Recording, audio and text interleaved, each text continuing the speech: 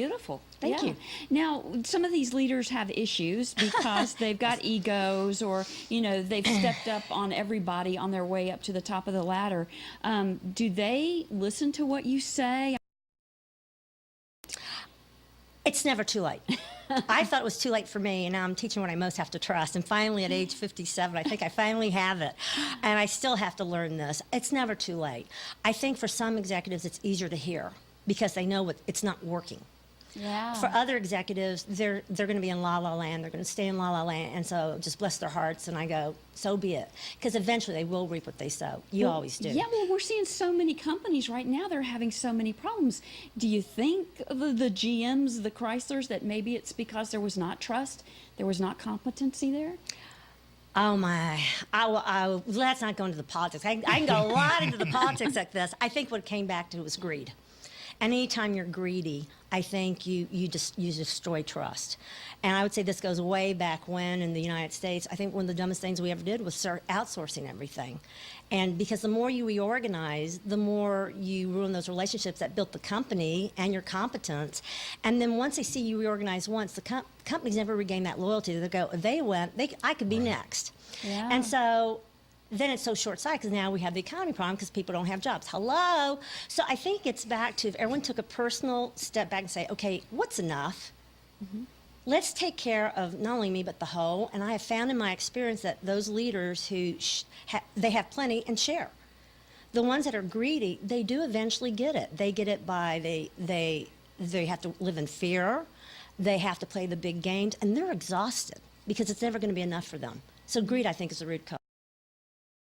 If someone's listening and they are unemployed right now, what advice would you have for them? Pray, meditate, ask what your next step should be. Because I have found that, because I have been through a couple layoffs myself, and each one was for something better. But you have to start going inside and say, okay, what are my strengths? What do I want to do? Don't be desperate, because they will hear that during the interview. And know that there's a better place for you, or you wouldn't go through the layout. I really believe that. And so if you're unemployed, say, what do I really want to do? And then if you have to take a couple steps to get there, go for it. But I never would have guessed that today I'd be international and globe-trotting.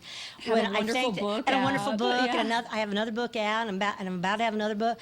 Who would ever guess? But I kept trusting that the next step would be there. And so you have to kind of do the work, have a good resume, make a good presence. But the main thing, develop that confidence within. So when you go to the interview, they go, wow, I like the light in your eyes. I like your spirit. You're the type of person I want to hire here.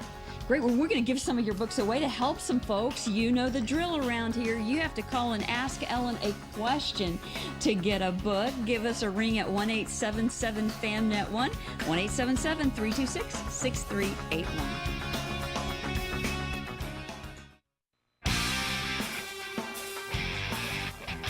It's 38 minutes after the hour on a fabulous Friday. And right now, you know, we talk a lot about Fitness Fridays. We're talking about how to make your workplaces more fit. Friday. Yeah.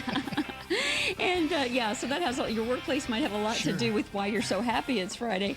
But if you've got some questions, maybe you want to know how to deal with that boss, or you're an executive and you want to know how to make your company better, we've got a consultant who goes all over the world teaching companies how to get along. Ellen Castro, her website's ellencastro.com. Call, ask a question, and we'll give you a book if you call. Our toll-free number is 1-877-FAMNET1. That's 1-877-326-6381. And you had a question for Ellen. Yeah, well, it was kind of an observation from my past where I'd worked some internal kind of corporate troubleshooting, but I ask what happens when you go in, corporate sends you into a branch or whatever to evaluate and tell them what's wrong, and how often does it turn out that the problem is the corporate and the leadership, not the rank and file? You are so on target, Chris. It's amazing to me because that's my experience. I used to do customer satisfaction, customer excellence. I used to do all these team buildings to make them better, but them never get better till the leadership's better.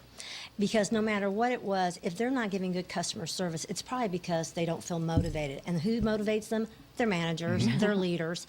If they're not having good teamwork, guess what? It's usually the leader who has favorites, who's not promoting teamwork.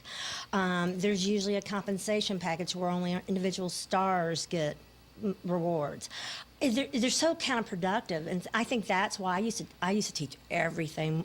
You were talking about being laid off. One time I was laid off, and that's when I started my consulting company.